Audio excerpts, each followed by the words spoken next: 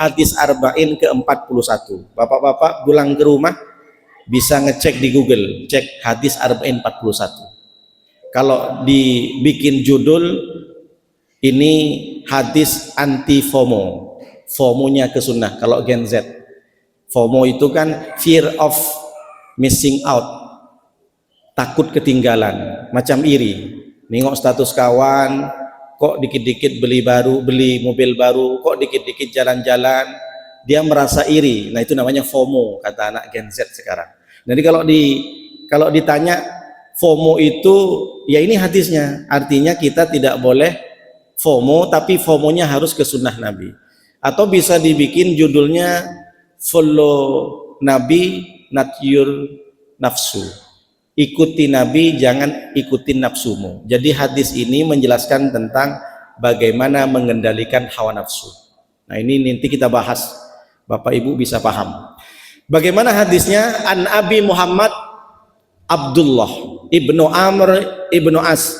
Hadis ini dari Pak Muhammad. Jadi Abu itu ada julukan, Pak. Jadi seperti contoh, kalau kita punya anak Ismail, berarti kita namanya Abu Ismail. Istrinya Umma Ismail, Pak Ismail, Bu Ismail. Padahal Ismail itu nama anak kita. Kan biasa di kampung kan, kalau anak pertama namanya Sahrawi, berarti bapaknya Pak Sahrawi, Bu Sahrawi. Pak Muhammad, nama aslinya Abdullah, dari Amr, putra dari As, ayah bin As, gubernur pertama di Mesir sejak Khalifah Muawiyah. Setelah Nabi, beliau jadi gubernur Mesir, diganti sama anaknya di zaman Khalifah Umar. Berarti ini mantan gubernur Mesir, dulu belum jadi negara Mesir, masih provinsi. Bagaimana hadisnya? Kata Rasulullah SAW radhiyallahu anhu, mudah-mudahan mendapatkan ridho keduanya, Abdullah dan Ibnu Amr bin As, dan mudah-mudahan kita bertemu dengan sahabat ini. Hadisnya bagaimana?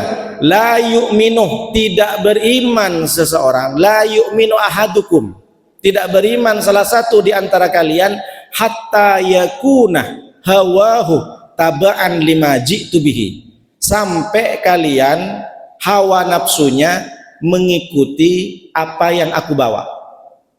Tidak sempurna iman seseorang kalau hawa nafsunya memperturutkan oleh dirinya sendiri, tapi tidak melalui apa yang diperintah Rasulullah, apa yang dilarang Rasulullah.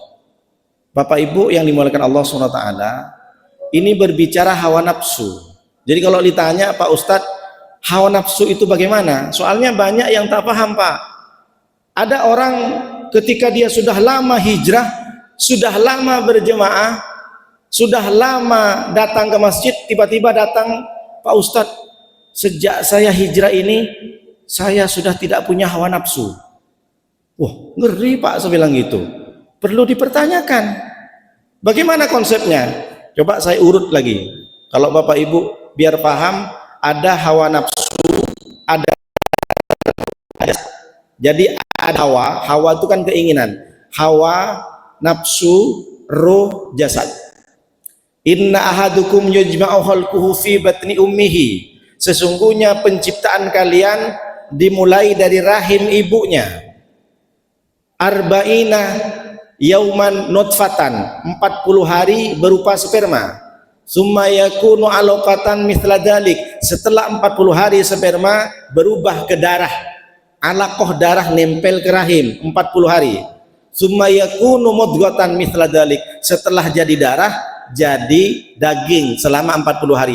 40 hari sperma, 40 hari darah, 40 hari daging. Itu penciptaan manusia. 40 kali 3 sebanyak 120 days. 120 hari.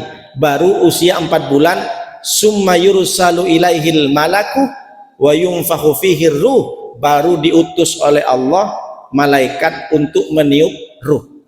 Jadi sebelum 4 bulan itu bayi tak punya ruh. Setelah 4 bulan maka jadi manusia dari mulai mudghah, daging segumpal. Ketika jasad sudah dimasukkan ruh, saat itu juga Allah hadirkan hawa nafsu. Apa yang saya mau sampaikan, Pak, Bu? Bahwa ketika ruh masuk ke jasad, otomatis hawa nafsu ada. Maka kalau ada orang bilang, Pak Ustadz sejak saya hijrah saya tidak punya hawa nafsu, perlu dipertanyakan, jangan-jangan ruhnya sama jasad udah pisah. Makanya Bapak kalau tengok, Pak Ustadz saya sejak ngaji kajian subuh di Baitul Salam ini, hawa hilang Pak Ustadz, tengok Pak kakinya masih nyentuh nggak ke tanah.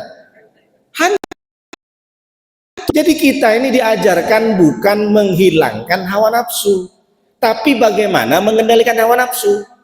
Coba kalau saya tanya pelan-pelan sama Bapak, Bapak yang usia 60 ke atas, kalau nengok cewek cantik masih ada tertarik Pak? Ada, mantap, alhamdulillah, normal guys. Jadi jangan salah kaprah. Islam tidak mengajarkan, hei kalian, kalau kalian sudah sholat, kalau kalian sudah umroh dan haji, maka hilangkan hawa nafsu. Macam mana hilangkan hawa nafsu? Gak bisa Pak. Selama ruh masih nempel ke jasad, masih ada hawa nafsu. Hawa nafsu itu bukan cuma seksual, mohon maaf. Hawa nafsu makan, hawa nafsu pengen punya mobil, punya rumah, hawa nafsu pengen punya istri 4. Ada Bapak nih semua sampai sekarang. Cuma karena takut aja sama orang rumah di rumah kan. Bapak Ibu yang dimuliakan Allah SWT. Jadi kalau ada orang bilang, sejak saya ngaji Pak Ustadz, saya sudah tidak punya hawa nafsu. Mungkin yang pertama kemungkinannya dia sudah tidak ada ruh. Yang kedua, mungkin ruh atau hawa nafsunya pindah ke jasad orang lain. Berarti dia kesurupan Pak.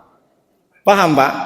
Jadi kalau jangan karena ngaji, jangan karena tiba-tiba saya kalau nengok perempuan ini nggak ada lagi saya Ustadz pret, saya bilang gitu.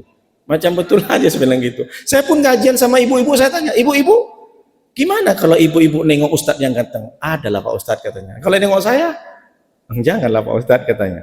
Jadi kalau ada orang bilang saya tak tertarik, bohong Pak. Cuma bagaimana kita mengendalikan hawa nafsu. Allah sampaikan di surat Ad-Dazi'at 41. Wa amma man khafa maqama rabbih wa nahan nafsah anil hawa, kata Allah.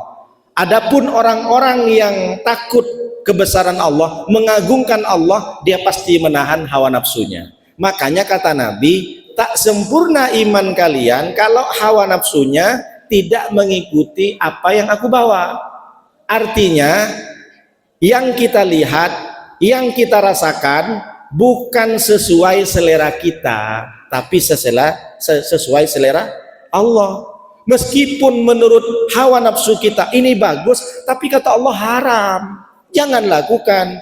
Menurut akal kita kayaknya enggak ini, kayaknya enggak. Misalkan kita nemu duit 100 juta dalam koper, di dalam KTP-nya Pak Ade. Terus Bapak gimana? Ini rezeki dari Allah, padahal udah jelas itu KTP-nya Pak Ade. Mau dikembalikan enggak sama Pak Ade? Atau Bapak bilang, ini rezeki dari Allah karena saya nemu di semak-semak. Padahal di situ jelas KTP Pak Ade, STNK Pak Ade. Berarti kan punya Pak Ade. Maka menurut hawa nafsu kita, oh ini halal. Tapi tidak menurut agama, karena menurut agama itu namanya barang lukotok.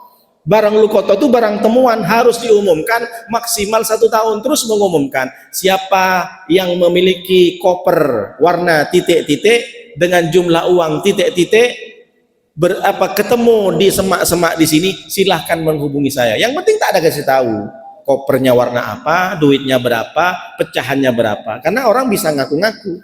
Artinya barang temuan saja kita diatur dalam agama. Misalkan kita masuk ke toilet, diatur oleh agama, bukan asal kencing, bukan asal berak. Masuk ke masjid dengan kaki kanan, masuk keluar dari masjid kaki. Jadi di dunia ini bukan asal enak, tapi yang penting asal benar menurut syariat. Maka diuji oleh Rasulullah, orang yang mencintaiku adalah orang yang tidak mengikuti hawa nafsunya. Hawa nafsunya dikendalikan, bukan dibuang.